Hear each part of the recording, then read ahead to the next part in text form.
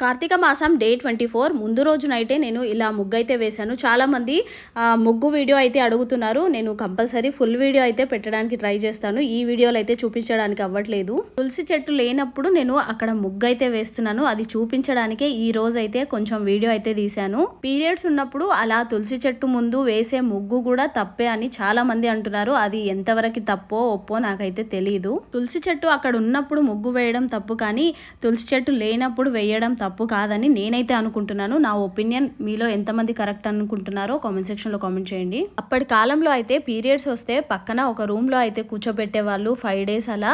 కానీ ఇప్పుడైతే అలా కూర్చోవడం అయితే అస్సలు పాసిబుల్ అవ్వదు. అప్పట్లో అయితే జాయింట్ ఫ్యామిలీస్ ఉండేవి, పనికైనా ఇబ్బంది అయ్యేది కాదు. కానీ ఇప్పుడు మన ఫ్యామిలీని మనం చూసుకోవాలి కాబట్టి ఏదొచ్చినా తప్పదు, ఇలాంటివన్నీ మనమే చేసుకోవాలి కాబట్టి. ఇంతకీ నేను చెప్పింది కరెక్ట్ అని మీలో ఎంతమంది అనుకుంటున్నారు? అలాగే నా ముగ్గు ఎలా ఉందో కూడా చెప్పడం మర్చిపోకండి. ఇలా సక్సెస్ఫుల్గా కార్తీక మాసం డే 24 పూజ అయితే మా ఆయన కంప్లీట్ చేశారు.